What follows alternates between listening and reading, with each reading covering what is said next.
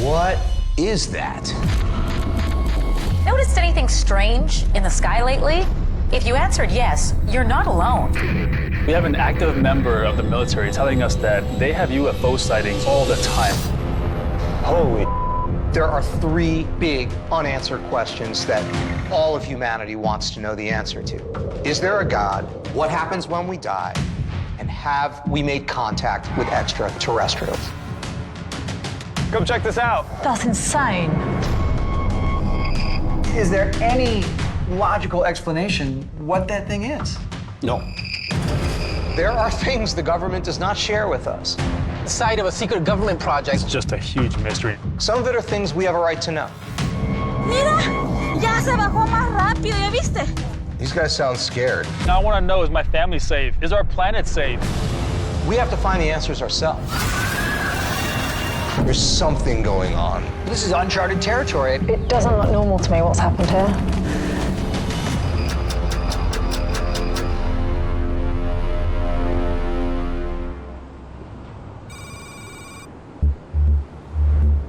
These phenomena are obviously the result of a high technical skill that cannot be credited by any presently known culture on Earth. This is a declassified top secret Air Force document admitting on the record that they are seeing possible extraterrestrials in our sky. And look, this is only one of tens of thousands of documents recently declassified. This is a limitless trove of information that may change everything.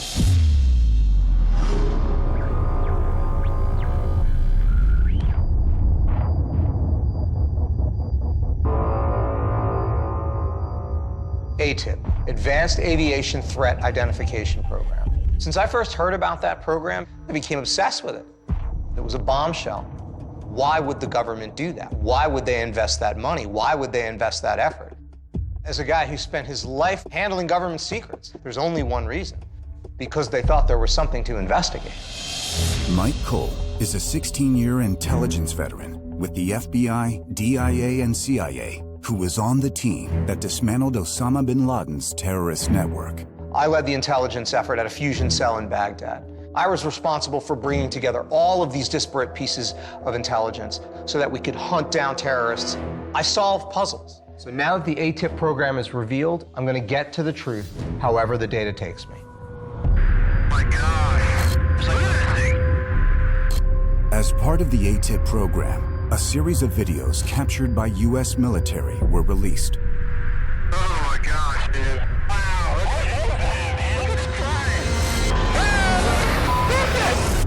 plane. To date, the Pentagon has revealed no explanation for these objects. What really fascinates me about this ATIP material is so much of it's military, and they don't know what they're seeing. Joining Mike in the command center is Dr. Michael Livingston, professor at the Citadel and expert on conflict analysis. What I do is I try and understand how one nation invades another. What we're looking at here in this investigation is that exact same thing, but at a galactic kind of scale. We just happen to be alive at a time when we have this incredible intersection of data and technology that positions us to answer a question that nobody has been able to answer before. We're going to take a radical, totally new, and comprehensive approach. We're bringing together billions of data points, individual sightings, to social media posts, to declassified government reports, and use big data technology to find the truth. The team is armed with powerful link analysis software developed for the CIA. Every existing declassified government file, photo, social media post, and eyewitness account from around the world is converted into billions of pieces of searchable data that the software analyzes to reveal hidden connections and patterns never before seen. So it's not just a search engine, it's an intelligence engine, which could be the key to answer that question. Are extraterrestrials making contact with Earth, or is it something else? How about this 2004 Nimitz report we got, this next hit? Let's open it up. We are going to use the same methodology here that I use in my conflict analysis. So before we can determine whether extraterrestrials have contacted mankind, we must first eliminate terrestrial technology as a source for what we see happening in our airspace. And the 2004 Nimitz incident is the best evidence we have to begin to answer that question. Look at this. It's incredible. It is absolutely, there it goes. Look at that.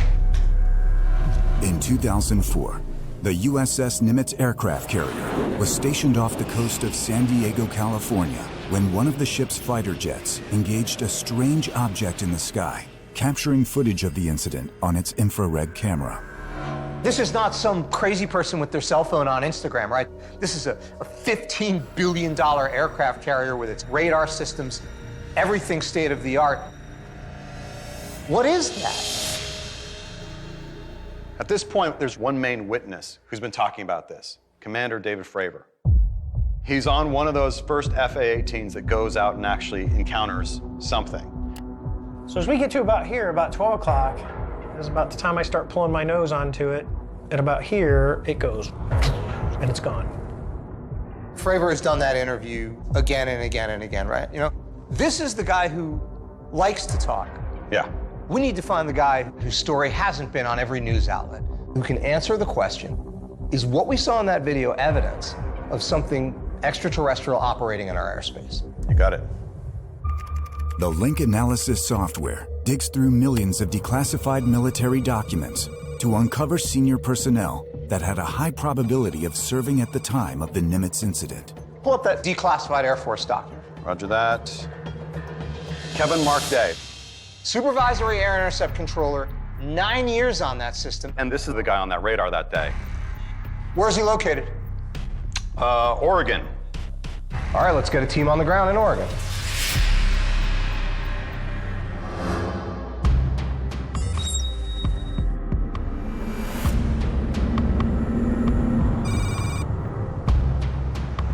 I think it's fair to say that throughout human history, people have been looking up and wondering, are we alone? The first field team lands in Cave Junction, Oregon, and heads to the home of Senior Chief Kevin Day. We actually have imagery and video from military aircraft, which is very compelling. Nick Carnese spent 5 years in the Elite Marine Special Operations as an on-the-ground intelligence officer. I'm versed in reading people, understanding if these people are telling us the truth, and understanding the reports that come from those interviews to actually get more answers as opposed to pure speculation. Nick is joined by Sarah Cruddas, a world-renowned space journalist with a background in astrophysics who has spent her career traveling the world to investigate what lies beyond Earth. The idea of extraterrestrial life is the most profound question we've ever asked as a species. And for the first time ever, we're actually able to get the science and the information together to try and answer this fundamental question. Is this it? Mm-hmm. Aloha. Hey, Kevin. Hi. I'm Kevin Nick. Day. Great to meet you, Nick Carnese. So before we get started, do you mind if I film? Not at all. Cool. There we go. So Kevin, at the time of the Nimitz incident, what was your role on board ship? Anti-air warfare coordinator, trying to protect the strike group and protect Navy assets. We were off the coast of San Diego, about 70 miles, the entire strike group. We went out there primarily to do individual ship training. I started noticing these really anomalous tracks, unlike nothing I'd ever seen before. And these objects were coming into my radar coverage. There was probably 10 objects in the sky. 10. Wow. In the back of my mind, I was thinking, I want to intercept one of these things. And so I launched an intercept aircraft. He started making the approach to this object, and that's when everything changed. Well, this thing did a barrel roll around his aircraft. Really? Then went straight down to the surface of the ocean. He went following it down, and as soon as he went like that, this thing popped straight back out of the water, back up to 28,000 feet. What? Did it make a sound? No, it's completely quiet. You know, something going that fast, it's gonna sound like boom, boom, boom, boom, boom, boom, boom, boom, boom, boom, boom. It's gonna have a whole bunch of sonic booms. No sonic booms. Can you talk us through the technology that you witnessed?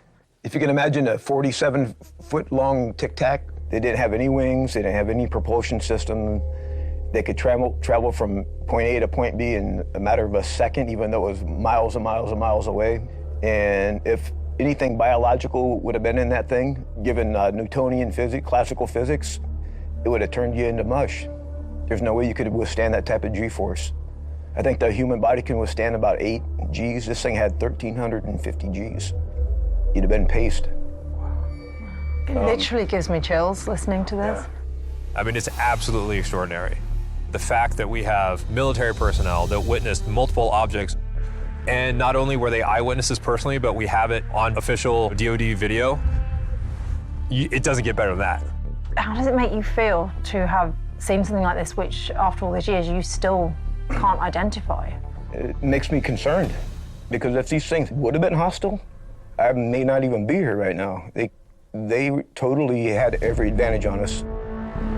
Without a doubt, in my mind, I know that there's something in our skies, and that's pretty heavy. That's serious. I mean, is this a threat? Can we prevent against it? We absolutely need to find out what else is out there.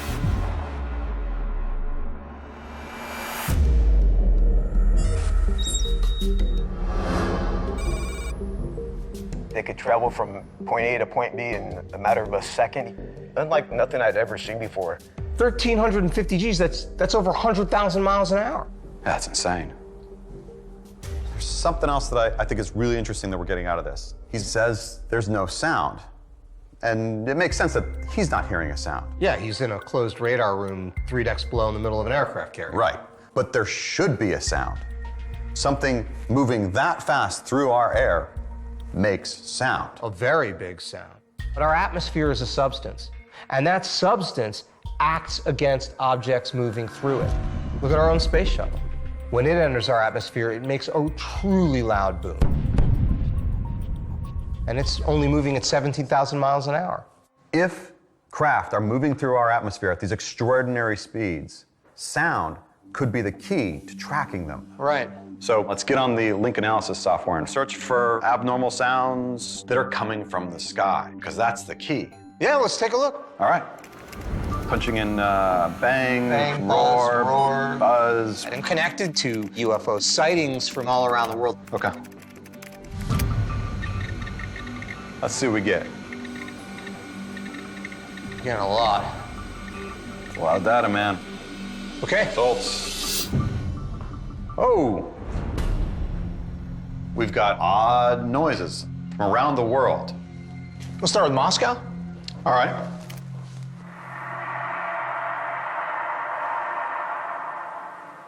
That is eerie. That's very strange. Hey, check this out. August 22nd, 2011.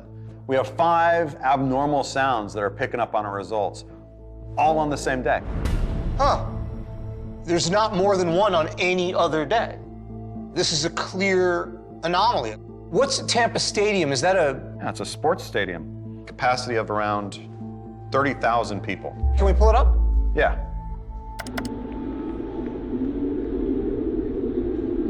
What is that? Is that wind? Look, I've got social media hits from people in that stadium, and they're wondering, yeah, is that wind? Somebody's wondering if it's a PA system. Does not sound like PA feedback to me. No, it doesn't sound like PA feedback at all. That's a little strange. Well, okay, if this is actually coming from the sky, that's going to be heard outside the stadium. For sure. What sort of radius? 20 miles. Okay, so we've got a number of people reporting things. A couple of fan videos. Look at this one over here. Justin J.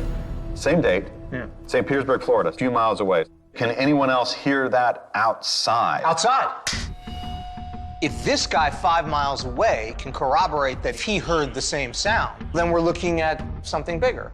Possibly that something not of this earth is moving crazy fast through our atmosphere.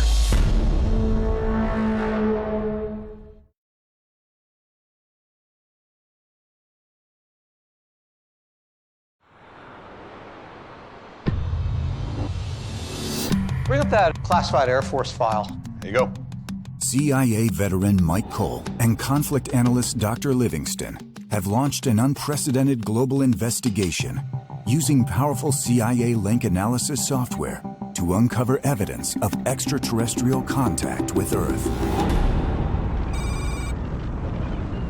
We're about 10 minutes away from Justin's place, and he's an ear witness to these sounds. On the ground, Nick Carnesi, U.S. Marine intelligence officer, and astrophysicist and space journalist Sarah Cruddas investigate a pattern of unusual sounds erupting from the night sky on August 22, 2011. You might be reluctant to be talking to us about this. A lot of people are kind of skittish when it comes to sensitive subjects like this. They head to the home of Justin Jenkins, who claims to have heard strange sounds 5 miles from where audio phenomenon were also reported inside a Tampa Bay stadium this same night. So here we are. If the sound that was heard at the stadium is the same sound that Justin heard, we're on to something much bigger here. Nice to meet you. Nice to meet you. Thank you. Justin, tell us what happened on August 22nd, 2011. Came home probably around 8 o'clock at night, and then I suddenly got a call from my neighbors saying, "You got to get out here. Like, something's going on." Stopped what I was doing, walked outside, and there was this huge sound. I don't even know if I can really call it loud. What do you mean by huge, then? It sounded like just this enormous piece of steel just rubbing across the ground, almost like a...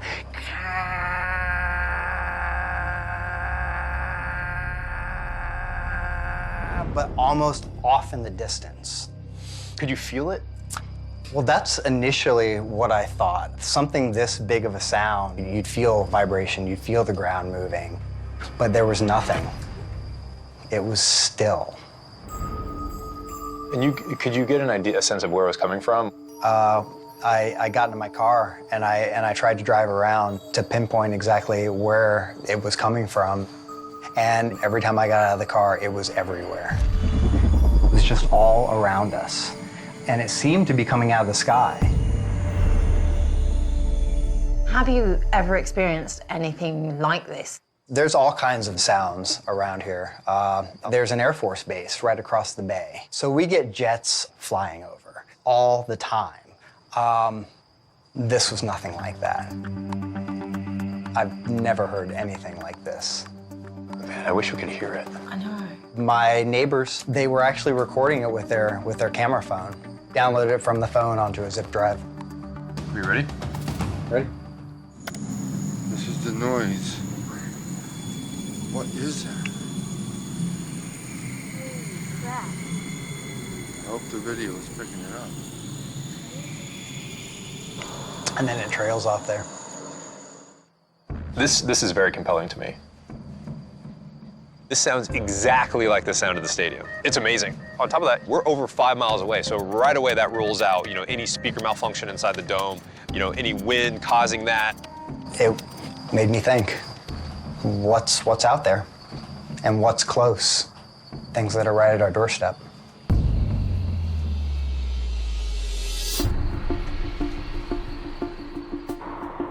The fact that he was able to get a copy of that recording, that on itself could provide a lot of useful information.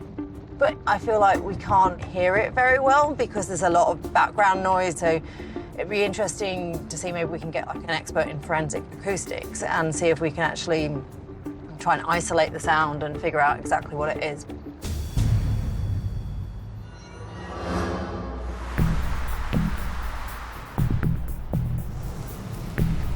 You ready? Let's do it. The team arrives at the Audio Forensics Lab in downtown St. Petersburg, Florida. Hey, good afternoon. Sarah, nice to meet you. Hey, Ed, Nick. They make contact with Ed Primo, a forensic audiologist who conducts audio analysis for local law enforcement and the FBI. We need the best technology to dive deep into the waveform and give us an analysis and compare it to other things that they have on record and see if we can determine what it is or isn't. This is Justin's recording. It's the full sound spectrum of what the phone recorded. This is the noise. What is that?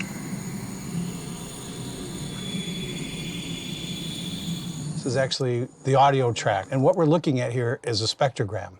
This colored area here that's brighter, that's our sound right there, the unknown sound. Utilizing advanced algorithms, Ed's software isolates the audio waves associated with the unknown sound to create a digital fingerprint called a spectrogram. So we got rid of the sounds that are distracting to your ear as you're trying to listen to a specific sound. This is the noise. What is that?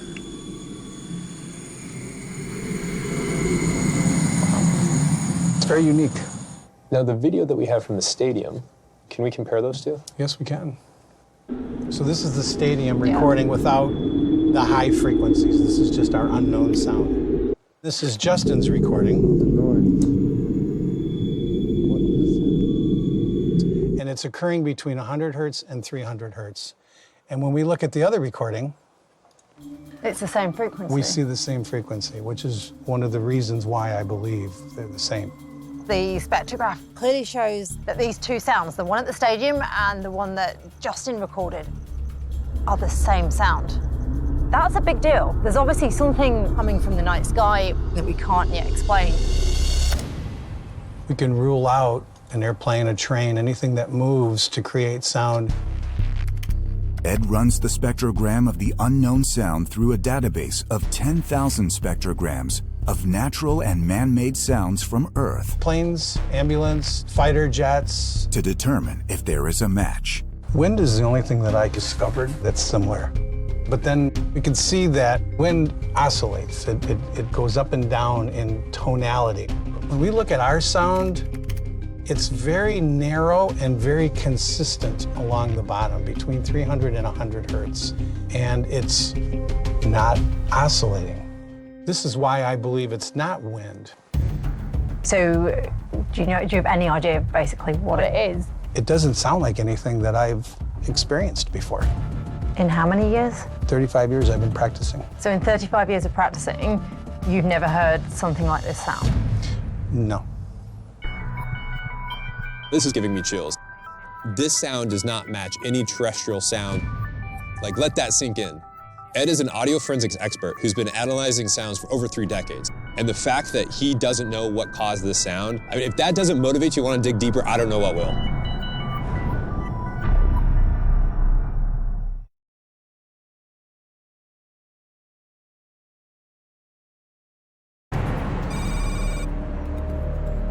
All right, let's pull up the waveform from the sound analysis. Okay. Mike Cole and Dr. Livingston review the findings from the field team in Florida. Their link analysis software uncovered a pattern of multiple strange, unknown sounds emanating from the night sky over St. Petersburg, Florida on August 22nd, 2011. A forensic audiologist of decades of experience, 3 decades of experience, certifying that he has never heard anything, either man-made or natural, create this kind of sound. This is pretty exciting. We've shown through audio forensics that this is a sound without a natural explanation. This could be evidence that something not of this earth is moving through our skies. Another thing, we got an update from Sarah and Nick in the field. They just interviewed Margie Blake. She claims to have seen strange objects in the sky on that same night. She lives just a few miles from the other reported activity in Florida. It was August 22nd, 2011. These lights caught my eye. They were orange orbs. I'd probably say 50 to 60 total. They were coming down in groups, like circling each other, and they shot to the north and just totally disappeared. That's amazing. She's given us a really key piece of intel, a direction. Right. It went north. Yeah. So can we track that? UFO, right? Orbs, lights, all on August 22nd, 2011, just Right? the United States. Okay, here we go. It's getting a lot. Okay. All right, so we have a lot of social media traffic. Look at this. Weird orange lights flying by. Exact same language Margie used. Lights above town. Yep. Random blinking lights. And look at this, right? When we track this on a map, it's like an arrow going north, just like Margie said, but it's stopping. Virginia. All in a cluster in one location in Virginia. Where is that? Waynesboro, Virginia. What do we know about that town? Not a very big town, about 20,000 people. Shenandoah Valley, old coal mining town. Look, I've got social media hits from people in this area. Everyone come meet me and Abby in Waynesboro. There's UFOs in the sky right now. This guy, Andrew Santiago. Anyone else see these lights above town? Why do we have 8 sightings in a town of 20,000 people? We just went up the whole eastern seaboard. There's tons of lots more populous cities than that. Very strange, and to have them all in this same moment, the same 24-hour period. But it could all be completely separate events, right? Right. This could be one event that's happening in St. Petersburg and a weather phenomenon that these people are seeing in Waynesboro. Right, but if we can prove that it's connected, that's a big deal. We have so many people making social media posts in Waynesboro. Surely we can find somebody to talk to. Absolutely. We need to get Nick and Sarah out there.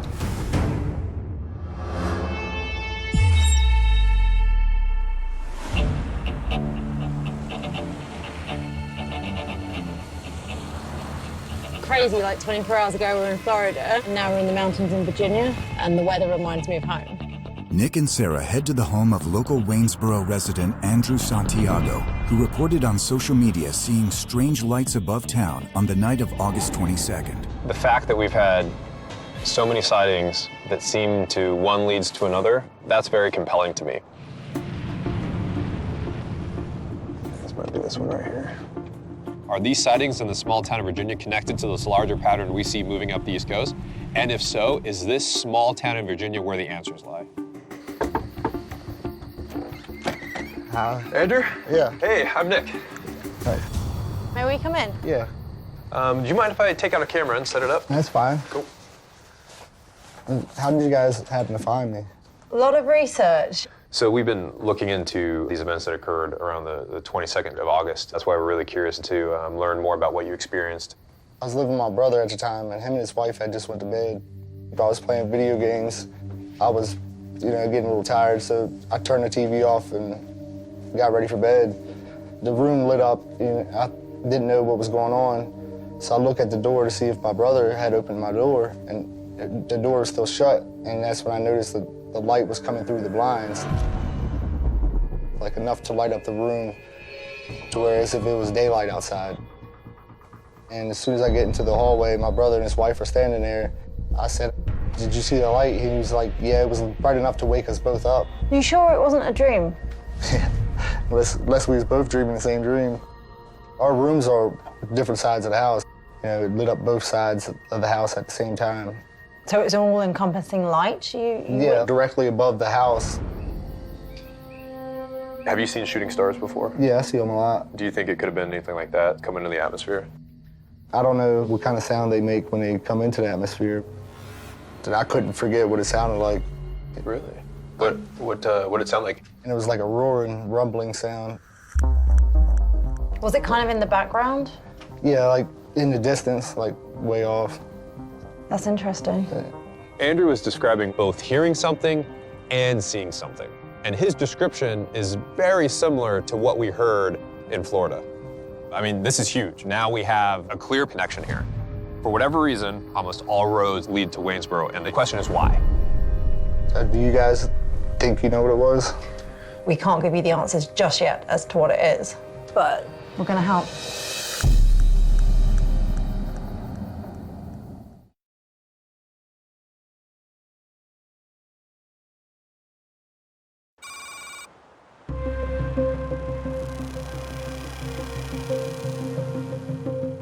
Look at this amazing library.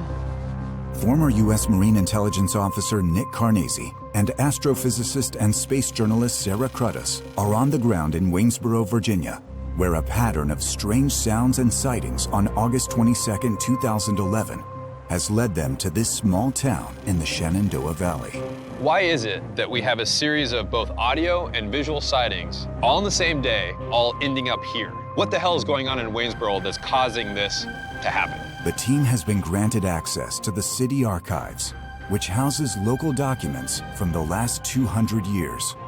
We're all used to just getting online and Googling and finding things out. But in small towns like this, actually, there might be a wealth of information that's not online. Look at this. Close encounters of the local kind. The Shenandoah Valley is no stranger to close encounters of the unexplained kind. At least 25 UFO sightings in the valley between November 1964 and January 1965 were investigated by the Air Force. 25 sightings between 64 and 65. Yeah, so in that one, essentially a year time span. Wow. Take a look at this one. 7 high school students and a school bus driver have reported sighting a shapeless white object in the sky north of Waynesboro. It appears that there's been decades of sightings here in Waynesboro. Look at this one. Local gunsmith encounters a UFO. It's not just this one isolated incident in modern times. It actually spans back to the 1960s. I'm surprised there's just so many in this small area, too. I mean, this is not a heavily populated area now, especially back in, the 60s. So what I recommend we do is you start going through all these articles again deliberately and start plotting them and seeing if we can develop a pattern. Cool? Okay, cool. All right. Yeah, let's just start with these. It says it was 1965. 1965. Just east of Stanton. Near Waynesboro. Hovering orange and blue ball in the night sky. And this is March 1988. The object whizzed away to the northwest. So that has to be the Shenandoah to the west of Waynesboro. We have these clusters of sightings between Waynesboro and Stanton, right, all along 250. Plotting them on the map, the data points point in one direction, and that's a northwesterly direction towards the mountains. I can say with a high degree of confidence that we need to investigate these mountains in the Shenandoah northwest of Waynesboro further. Then let's do it.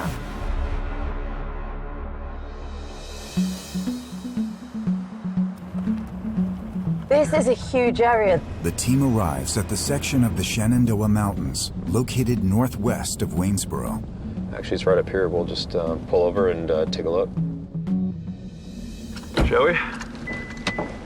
See that big gray area right through the trees? Can't really see with the trees. It'd be nice to be able to get to a higher elevation so we have a better line of sight on it. Back in my time in the Marine Corps in the mountains of Afghanistan, we would use drones a lot. Great tool when you have a large area like this, when you're not quite sure what you're working with. They will focus their aerial recon on a 5-square-mile search grid of the Shenandoah Mountains, where hundreds of UFO sightings over the last 5 decades have been clustered. Let's do it. Do it.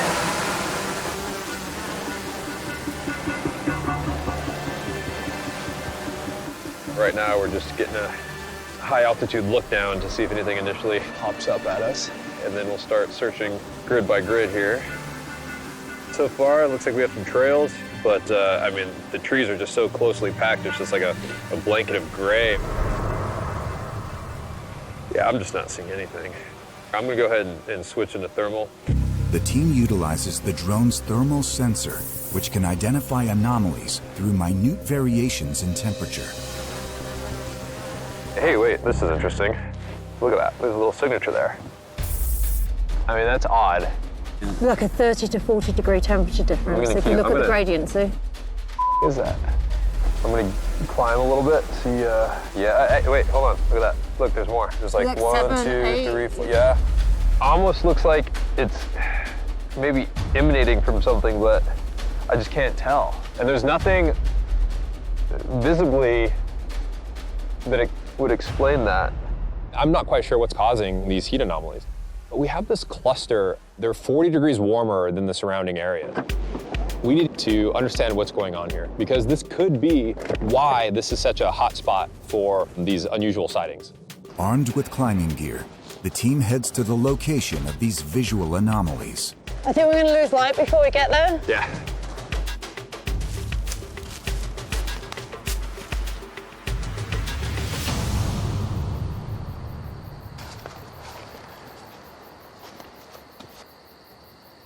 I think we're close now. Oh, Nick! Nick, come this way. What do you got? It looks like Oh, wow. a tunnel or a cave. Look at that. Can you turn the light down? Yeah. The team uncovers a 3-foot wide hole, which appears to be leading deep below the ground. You know, we've had a cluster of sightings right around this mountain, and to have a cave system, you know, in that same area, that's pretty interesting. This is the most significant lead that we have. We've come this far, might as well get down there and go check it out. And I agree, I think we've got no choice but to head in there right now. A trail of evidence and sightings has led us from Florida to Waynesboro to the mouth of this cave. Would I prefer that it's daylight? Sure. But it doesn't matter what time we go in because it's always pitch black inside of a cave. And there is no way I'm not going in. It gets really tight down here and it's pretty hot. Maybe that explains the temperature.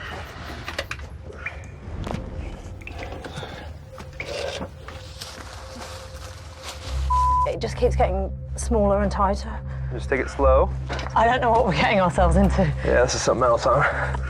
Nick and Sarah reach a depth of 50 feet where the passage narrows to only 20 inches high. So this is just the tightest spot you're going through right now? I'm a couple of feet behind you. This is really steep. What the hell is going on? Are we heading up this way or that way? Let me go take a look. What has a place like this got to do with the investigation? Why has everything led us here? Whoa. Sarah, come check this out. This place is huge. Hurry.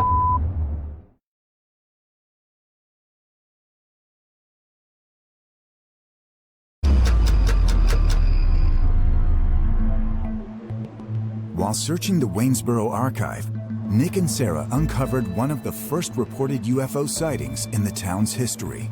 Hi, Sarah Critters, nice to meet you. We tracked down this guy, David Chisholm, who saw a UFO sighting here back in 1950. Can you take us back to that day? I looked up against the mountain and I saw something very silver. It was flying slowly and it didn't have any wings. When I saw what it was, it shocked me. It circled twice. And then after that, it turned on its edge and it left here warp speed, fast. There have been a number of sightings in this area, particularly around the mountains. His story fits in with the other reports that we've been able to unearth. Something's going on here.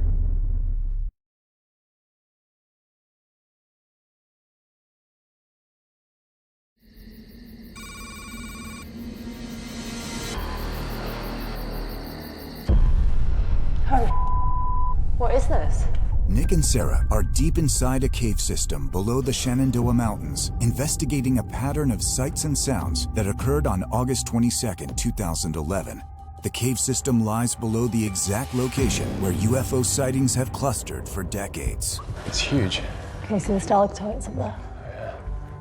These literally take thousands of years to grow. It's like another world. What has a place like this got to do with the investigation? Why has everything led us here? I'm surprised with all the debris that's on the side. It's a lot of loose rock. Even this is loose. Here, let me get a picture. Yeah, look at all that down there. Oh, wow, look at this. Basic physics, basic science tells you that stalactite shouldn't be growing sideways because the way it's formed is almost like if you left the faucet on, that drip, drip, drip, drip, drip, but of minerals, not of water. And what we're seeing here is the formation's horizontal. This just doesn't seem normal. You can see cracks here in the rocks. The fact we've got cracks and stalactites that should be on the ceilings, but they're on the side or on the ground. Something major's gone on here. This doesn't look like it naturally grew here, right? To me, it looks like this broke off from up there. You know, I know that caves collapse, the roofs fall in, but some of the rubble, it looks like it was blasted. It looks like there was explosions. I mean, there's a sheer volume of rock that fell. Whatever's gone on here, it's pretty serious from the looks of it. Yeah, I mean, I'm having a hard time fathoming what could possibly have caused this. You know, maybe we're onto something big.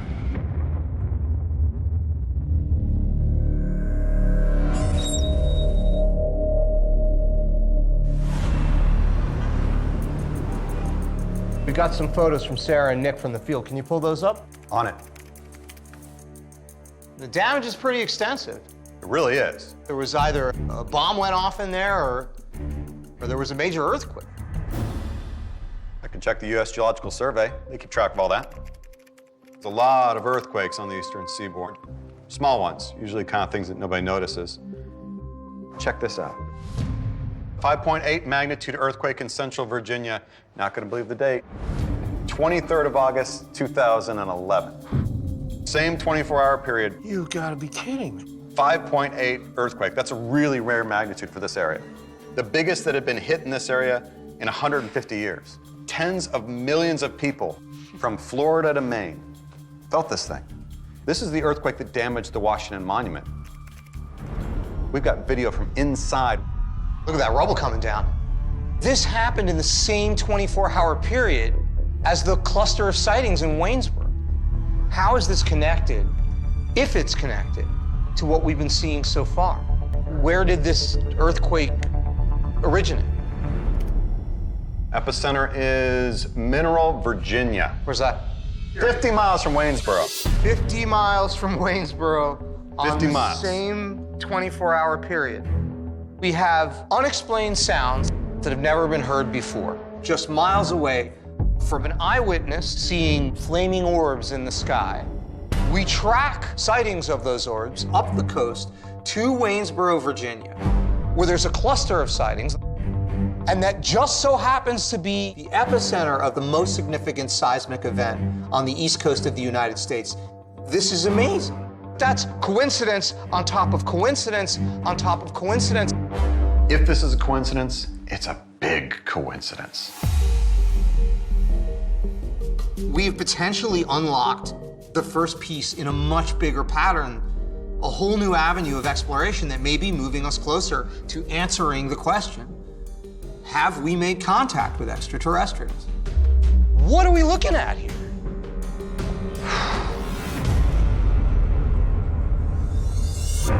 Next time on Contact. 400 earthquakes in 14 days in Mexico.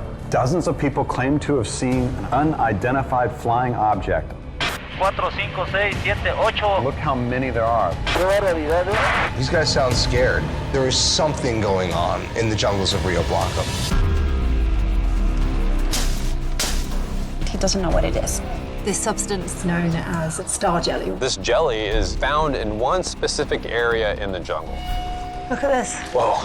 This just blows my mind. Dozens of people claim to have seen an unidentified flying object. I think it's time to get a second team on the ground in Chile. Claramente, nadie puede negar la existencia de fenómenos anómalos. That's incredible. Una que habla de que esto es un avión y otros que hablan de que es un fenómeno anómalo. Colonel, does that look like a plane to you?